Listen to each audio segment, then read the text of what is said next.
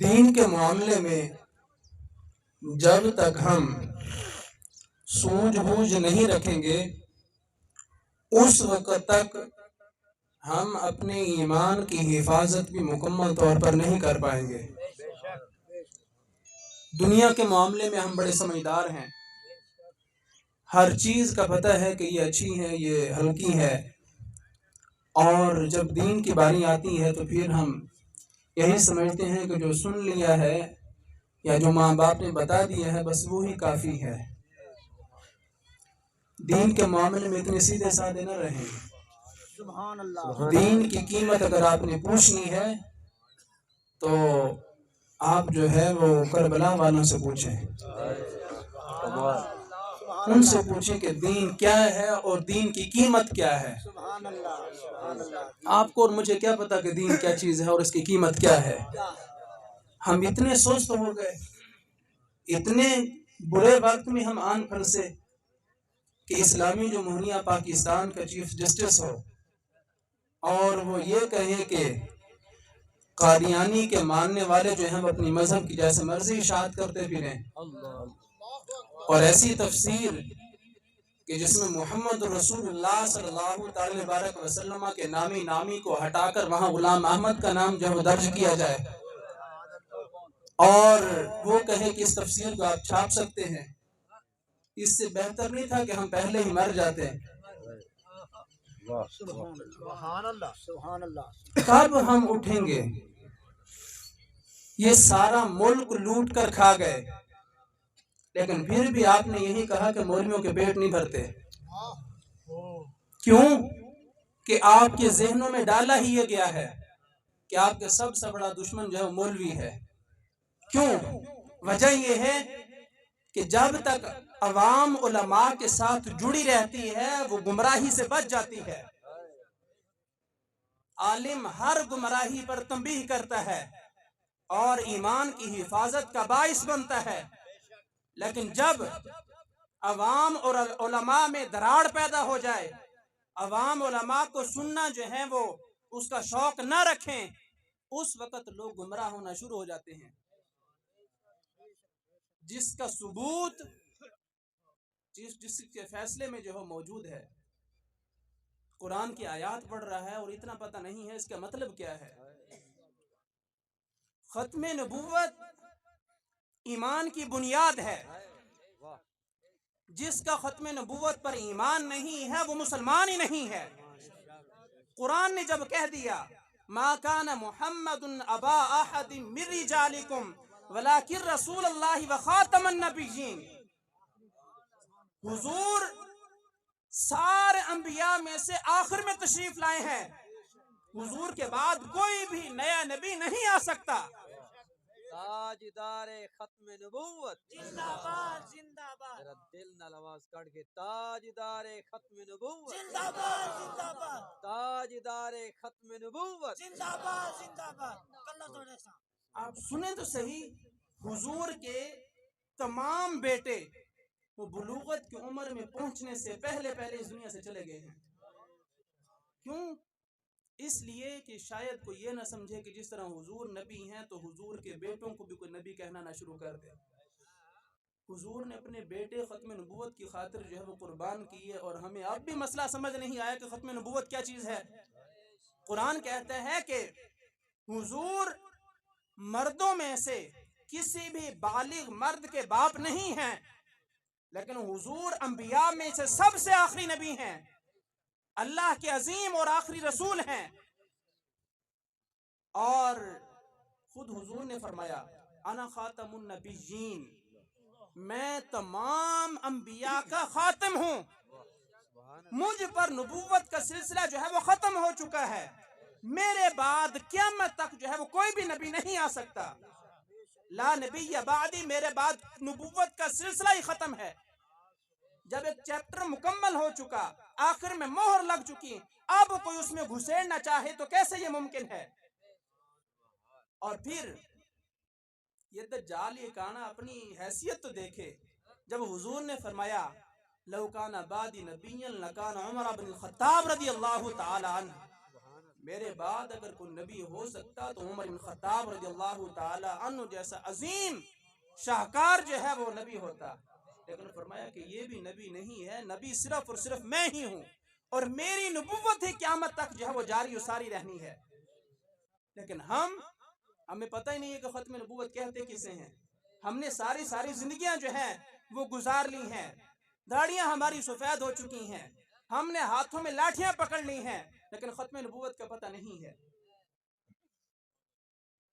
آپ نے حکمرانوں نے سارا ملک لوٹ لیا، جو باقی ہے وہ بھی لوٹ لیں، آپ جانے اور اللہ جانے، لیکن اگر حضور کے دین کو چھیڑ چھاڑ کرنے کی کوشش کی تو اللہ کے فضل سے مسلمان اپنی اولاد پیدا ہی حضور کی عزت کی خاطر کرتے ہیں۔ تاجدار ختم نبوت، زندہ باد زندہ باد تاجدار ختم نبوت، زندہ باد زندہ باد تاجدار ختم نبوت۔ زندہ باد زندہ باد۔ ایمان میں ہم کمزور ہو سکتے ہیں، عمل میں ہم کمزور ہو سکتے ہیں، لیکن حضور کے ساتھ جو محبت کا رشتہ ہے یہ اتنا مضبوط ہے کہ مائیں آج بھی بیٹے پیدا کرتی ہیں تو حضور کی عزت پر قربان کرنے کے لیے پیدا کرتی ہیں۔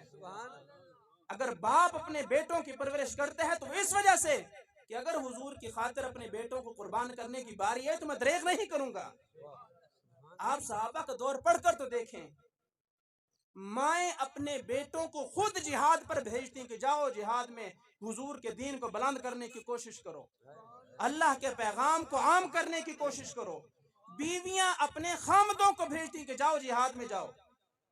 اور کیا ہوا اگر ہم سرد پڑ گئے ہیں لیکن چنگاری تو ابھی بھی باقی ہے، اور یہ ایسا لاوا پھوٹے گا کہ تمہارے کلوں کی جو ہے وہ راکھ بھی باقی نہیں رہے گی۔ یاد رکھنا، کس جو ہے وہ گمان میں ہو تم، اتنا بڑا منصب جو تمہیں ملا ہے وہ صرف اس وجہ سے ملا ہے کہ تم حضور کے دین کے خلاف بغاوت بھی کرتے رہو۔ اسلامی جمہوریہ پاکستان ہے، آپ اپنے آپ کو مسلمان کہتے ہیں، اور پھر اتنی عظیم جو ہے وہ مسند پر بیٹھے ہوئے ہیں۔ آپ کو بھی یہ زیب دیتا ہے کہ آپ قادیانیوں کو کہیں کہ اپنی کتابیں جیسے مرضی شائع کرتے رہیں۔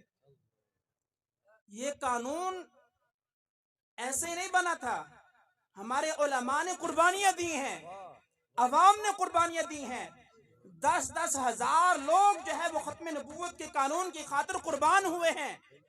پھر جا کر یہ قانون پاس ہوا تھا کہ قادیانی پاکستان کے قانون کے مطابق بھی کافر ہیں، اسلامی تعلیمات کے مطابق تو پہلے بھی کافر تھے، لیکن دین اسلام کے قانون کے بعد اسلامی جو جمہوریہ پاکستان ہے اس کے قانون میں بھی ان کو جو ہے وہ کافر ہی لکھا گیا، اور یہ قانون پاس ہوا کہ نہ یہ اپنے مذہب کو بطور اسلام جو ہے وہ پیش کر سکتے ہیں، یہ اپنے آپ کو مسلمان نہیں کہہ سکتے، اپنے خود ساختہ دین کو یہ پھیلا نہیں سکتے۔ جب قانون میں یہ چیز موجود ہے کہ آپ اپنی قادیانیت کی جو تعلیمات ہیں اس کو نہیں پھیلا سکتے، جو تفسیر صغیر ان بغیرتوں نے لکھی ہے، کیا اس کو پھیلانا قادیانیت کو پھیلانا نہیں ہے؟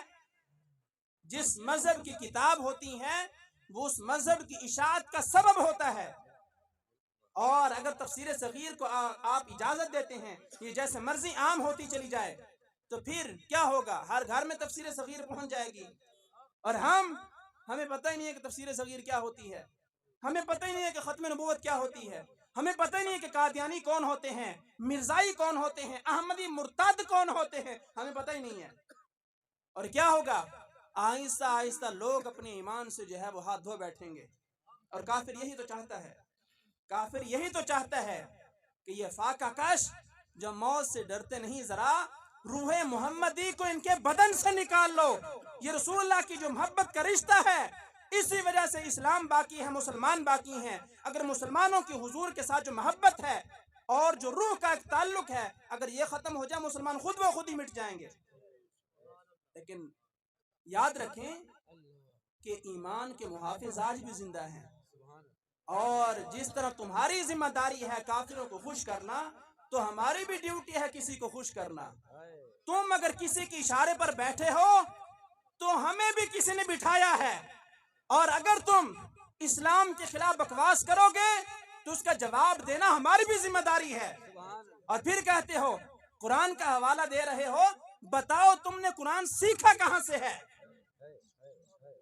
जज बनने के लिए डिग्री की जरूरत है, वकील बनने के लिए डिग्री की जरूरत है, और किसी भी पोस्ट पर आप आए आपको डिग्री की जरूरत है। कुरान जो मर्जी बयान करना शुरू कर दे, कुरान की तफसीर जो मर्जी करना शुरू कर दे, इसके लिए कोई डिग्री की जरूरत नहीं है। बताएं आपने कहां से पढ़ा है जो आप ये कहते हैं? ला इकराह फी दीन का आपने हवाला दिया है कि जनाब दीन में कोई जबर ही नहीं है। आप बताएं इसका शान नुज़ूल क्या है, इसका मतलब क्या है? ये मतलब है कि जनाब कादियानियों को कुछ ना कहें, दीन में कोई जबर नहीं है, काफिर जैसे मर्जी जो है वो कुरान का मजाक उड़ाता फिरे, हुजूर का मजाक उड़ाता फिरे, हम बिल्कुल जो है वो ठंडे हो जाएं और दीन में कोई सख्ती नहीं है। बताएं अगर दीन में सख्ती नहीं है तो चोर का हाथ क्यों काटा जाता है? अगर दीन में सख्ती नहीं है शादीशुदा जानी को रज्म क्यों किया जाता है?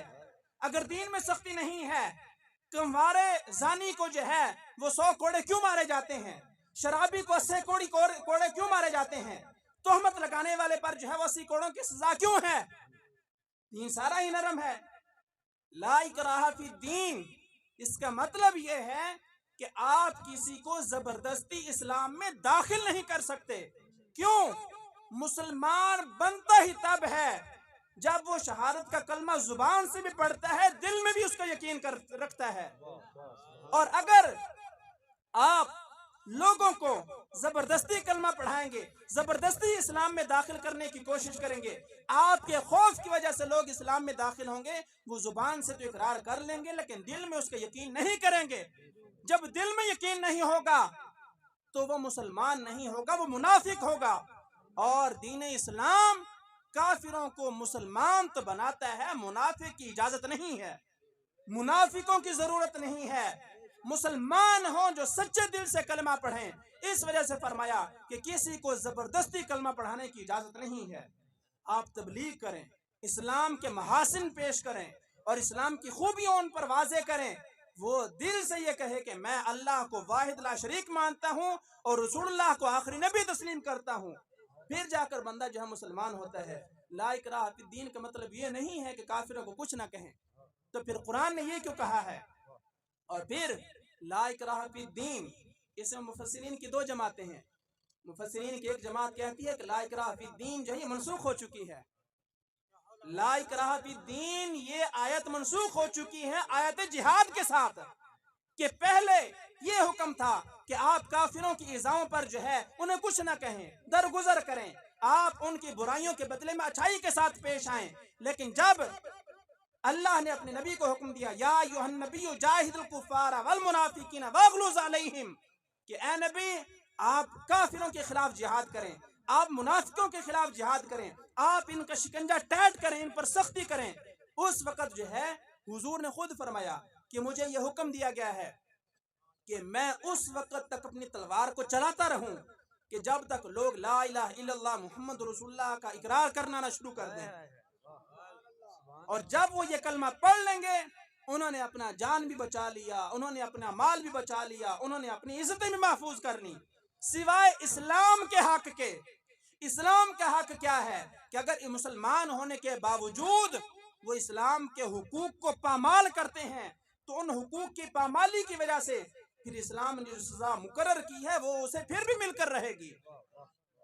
यानी अगर कोई जानबूझकर किसी को कत्ल कर देता है तो किसास के तौर पर उसे कत्ल किया जाएगा। अगर कोई शादीशुदा जो है वो जिना कर लेता है तो उसे रज्म किया जाएगा। कोई कंवारा जो है वो जिना कर लेता है 100 कोड़े मारे जाएंगे। शराबी है, शराब नहीं छोड़ रहा, 80 कोड़े मारे जाएंगे। कोई किसी पाक दामन पर तोहमत लगा देता है, 80 कोड़े मारे जाएंगे। कोई चोरी कर लेता है 10 दिरहम की कीमत की, उसको जो है उसका हाथ काटा जाएगा। ये इस्लाम के हुकूक हैं।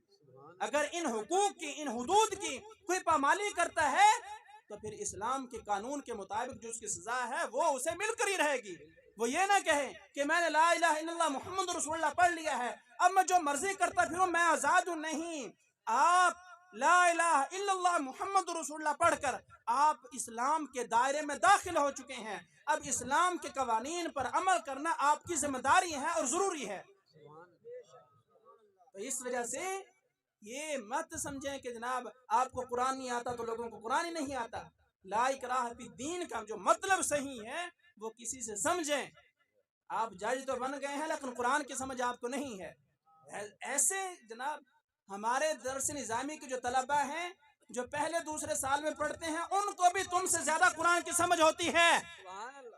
بدبختو تمہیں اتنا ہی پتہ نہیں ہے کہ تم حضور کی ختم نبوت کے بارے میں کس طرح کی گفتگو کر رہے ہو اور پھر ساتھ قرآن کا حوالہ دے رہے ہو. قرآن کیا کہتا ہے؟ لا اکراہ فی الدین، یہیں تک آیت ختم نہیں ہوئی. لا اکراہ فی الدین قد تبین الرشد من الغی.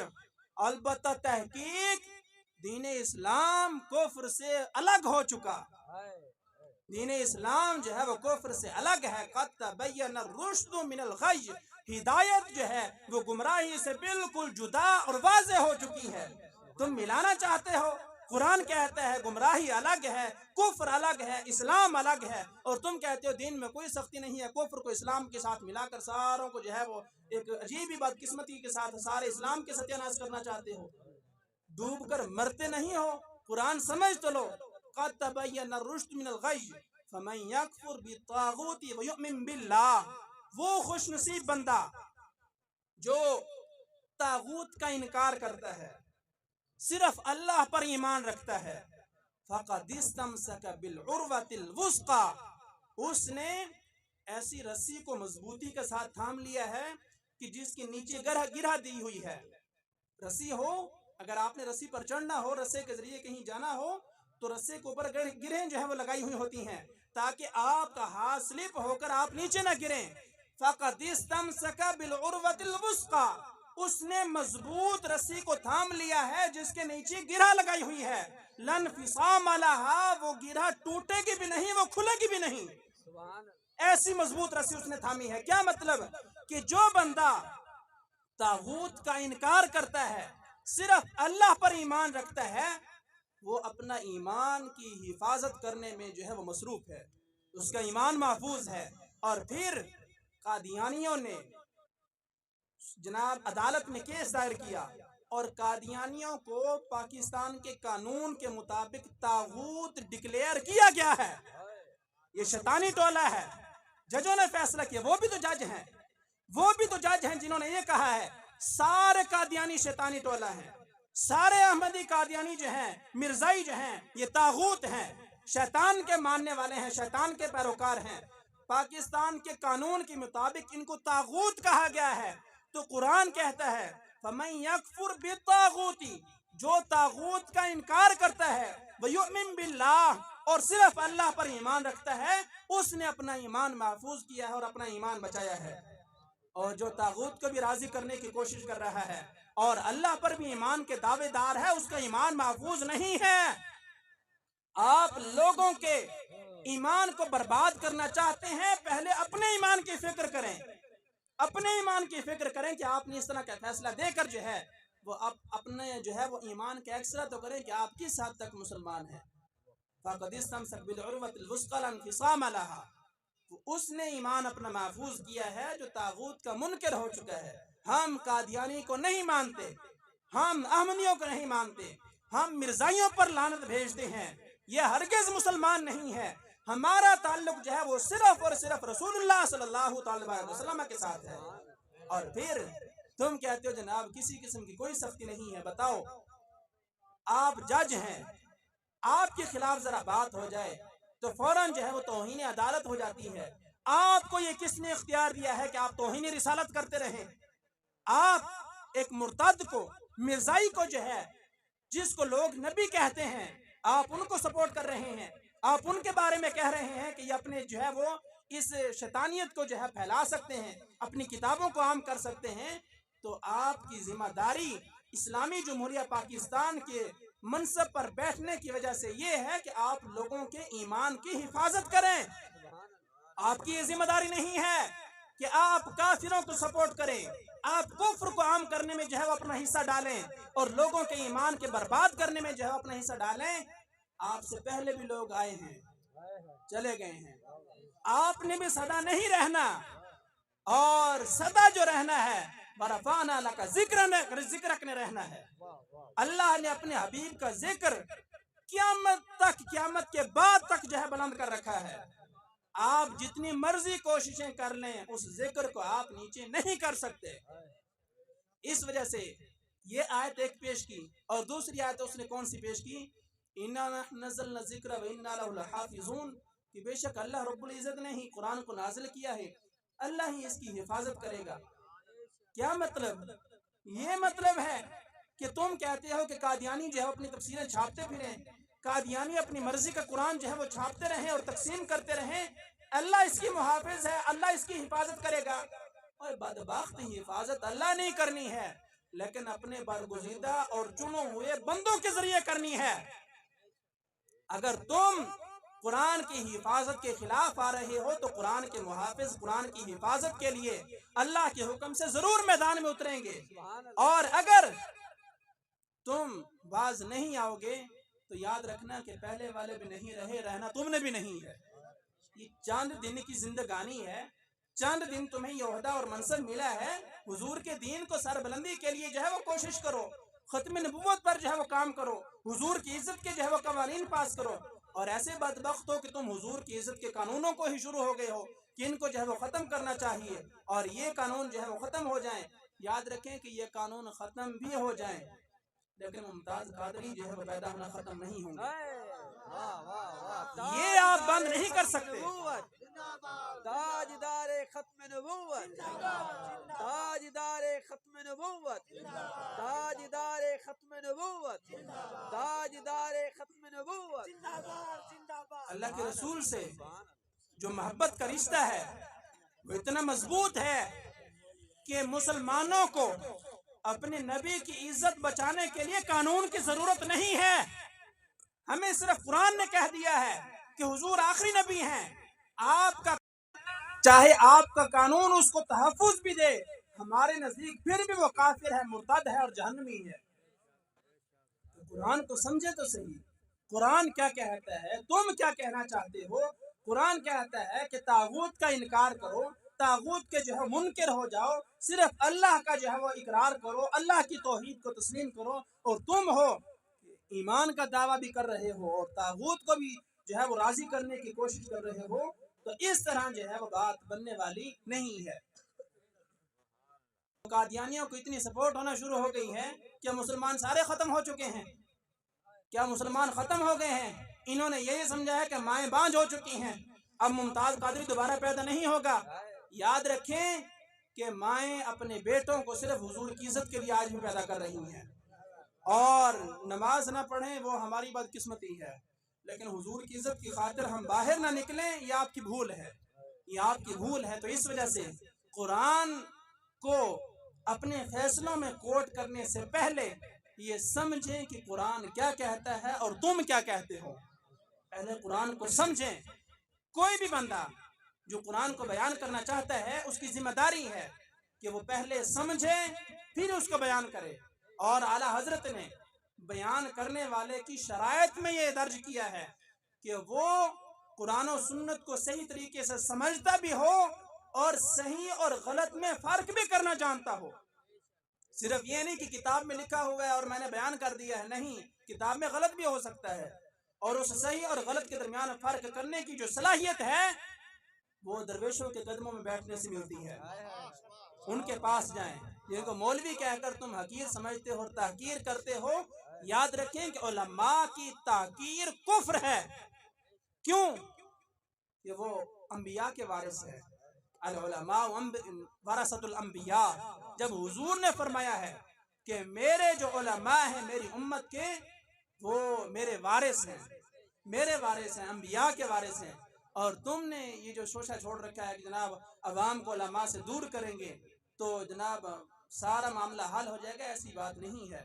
آج بھی لوگ دین اسلام کو سننے کے لیے جو ہے وہ شوق رکھتے ہیں، سفر کرتے ہیں، چلتے ہیں، اور میں آپ کو اس پر خوشخبری دوں کہ جو بندہ دین اسلام کا علم حاصل کرنے کے لیے چند قدم چلا ہے، آپ کی نیت آپ کے ساتھ، میں آپ کے بارے میں حسن ظن رکھتا ہوں کہ آپ جو چل کر آئے ہیں وہ صرف اس لیے آئے ہیں کہ جائیں گے اللہ رسول کا جو ہے وہ فرمان سنیں گے، دین اسلام کے احکام سنیں گے، ان پر عمل کریں گے، تو اس پر اجر کیا ہے؟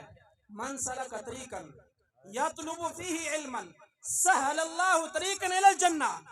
جو بندہ کسی راستے پر چلتا ہے صرف اس مقصد کی خاطر کہ میں جاؤں اور میں علم حاصل کروں, میں احکام سیکھوں, میں سنوں تو صحیح کہ اللہ نے کیا فرمایا ہے, میں سنوں تو صحیح کہ میرے آقا نے کیا فرمایا ہے, اور میں سن کر اس پر عمل کروں گا. فرمایا کہ اس راستے پر جو چل رہا ہے اللہ اس کے لیے جنت کے راستوں کو آسان فرما دیتا ہے. سہل اللہ طریقا الی الجنہ, اللہ اس کے لیے جنت کے راستے جو ہے وہ آسان فرما دیتا ہے. اور پھر جو طالب علم ہے, ہم بھی تو طالب علم ہی ہیں, آپ جو سننے کے لیے آئے ہیں طالب علم میں ہی آئے ہیں, تو طالب علم اس کی شان یہ ہے کہ اللہ کے مقرب فرشتے طالب علم کے قدموں کے نیچے اپنے نورانی پر بچھاتے ہیں, صرف طالب علم کی رضا جوئی کے لیے, اس کو راضی کرنے کے لیے, اسے خوش کرنے کے لیے. تو جن طالب علموں کے پاؤں کے نیچے فرشتے پر بچھائیں ان کا مقام, اور ایک تم ہو کہ جنہیں لا اکراہ فی الدین کا پتہ نہیں ہے, انا نحن نزلنا الذکر و انا لہ لحافظون کا پتہ نہیں ہے. حفاظت اللہ نے ہی کرنی ہے, محافظ حقیقی اللہ ہی ہے, لیکن اللہ نے اپنے برگزیدہ بندوں کے سینوں میں قرآن کو اتار دیا ہے, اور وہ قرآن کی حفاظت کریں گے. اور اگر کوئی قرآن پر ڈاکہ ڈالنے کی کوشش کرے گا تو وہ کبھی بھی کامیاب نہیں ہوگا, رہے گا یوں ہی, ان کا چرچا رہے گا, رہے گا یوں ہی, ان کا چرچا رہے گا. پرے خاک ہو جائیں جل جانے والے, یہ کیسے بدقسمت ہیں جو حضور کی ختم نبوت پر جو ہے وہ اس طرح کی باتیں کرتے ہیں. تو یاد رکھیں, قادیانی نہ اپنے آپ کو مسلمان کہہ سکتے ہیں, قادیانی اسلام کے شعائر اور پہچان کو اپنا نہیں سکتے, قربانی کے دنوں میں وہ قربانی نہیں کر سکتے, قرآن کی وہ تلاوت نہیں کر سکتے, قرآن کی وہ تبلیغ نہیں کر سکتے, قرآن کا وہ ترجمہ نہیں کر سکتے, قرآن کی وہ تفسیر نہیں کر سکتے. بدبختو, جاؤ اپنے کانے کی کتابیں اٹھاؤ اور ان کو پڑھو, تم ہوتے ہو قرآن کی تفسیریں کرنے والے. قرآن کی تفسیر عبداللہ ابن عباس رضی اللہ تعالی عنہ کا حق حاصل ہے وہ کریں, یا جو ان کے پیروکار ہیں وہ قرآن کی تفسیریں کریں. اندر جو ہے وہ تم نے کفر چھپا رکھا ہے, اور اوپر سے اگر تم قرآن کی تفسیریں لکھو گے. اور یاد رکھیں, قادیانی سکھوں سے بدتر ہیں, قادیانی ہندوؤں سے بدتر ہیں, قادیانی یہودیوں سے بدتر ہیں, قادیانی عیسائیوں سے بدتر ہیں, قادیانی دہریوں سے بدتر ہیں. کیوں؟ ایک کافر ہے, اس نے اپنے کفر کو قبول کیا کہ میں کافر ہوں, اعلانیہ طور پر وہ اپنے کفر کو تسلیم کرتا ہے, اس سے بچنا آسان ہے. اور ایک نانگ کی طرح, سانپ کی طرح, اوپر سے جو ہے وہ خوبصورت شکل اور اندر سارا زہر چھپایا ہوا, اوپر سے کہے کہ میں بھی مسلمان ہوں, اور اندر سے یہ عقیدہ رکھے کہ میں غلام احمد قادیانی کو جو ہے وہ نبی مانتا ہوں, تو وہ کیسے مسلمان ہو سکتا ہے؟ اس سے بچنا سکھوں سے بچنے سے زیادہ مشکل ہے, اس سے اپنے ایمان کو بچانا کافروں سے جو ہے اپنے ایمان کو بچانے سے زیادہ مشکل ہے. اس وجہ سے ان کافروں کو پہچانیں جو اپنے آپ کو مسلمان کہہ رہے ہیں, اور اسلام کے مطابق جو حضور کو آخری نبی نہیں مانتا وہ کبھی بھی مسلمان نہیں ہو سکتا.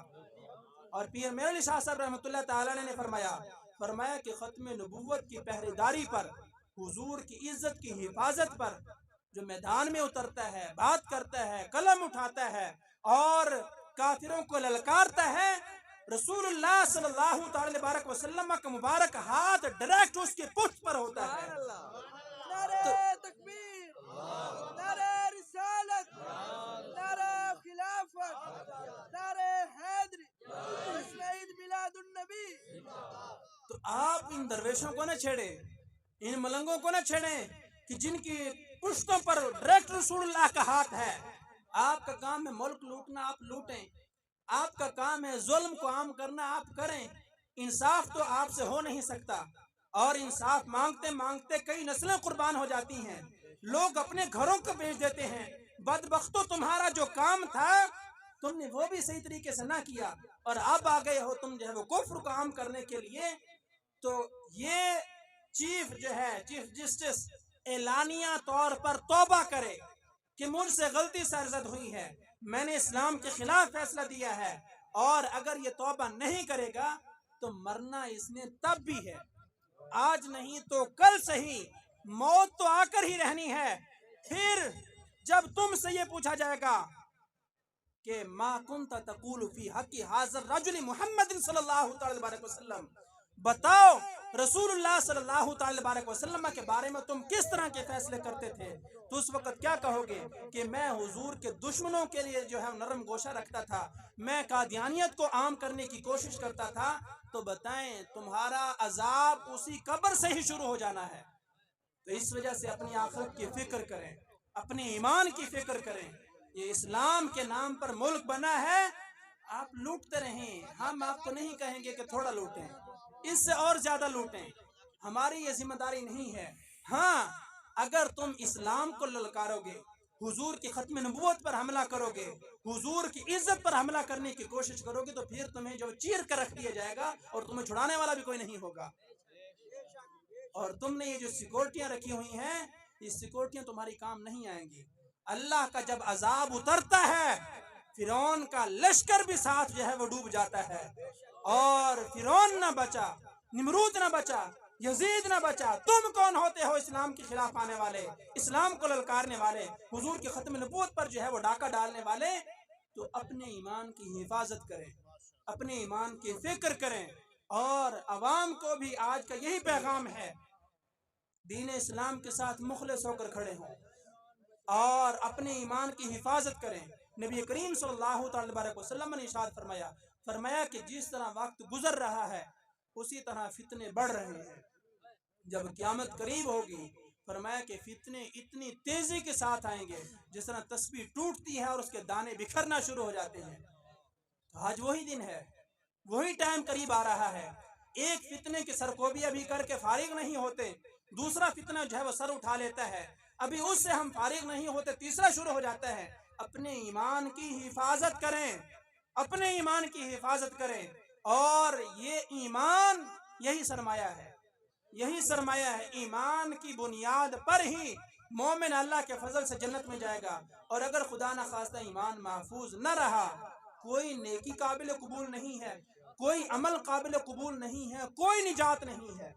تو اس وجہ سے آج کا پیغام یہی ہے، یا ایھا الذین آمنوا ادخلوا فی السلم کافہ پر عمل کریں، پورے کے پورے اسلام کے ساتھ مخلص ہو کر کھڑے ہو جائیں، اور اپنے ایمان کی حفاظت کی جو بھرپور کوشش کریں۔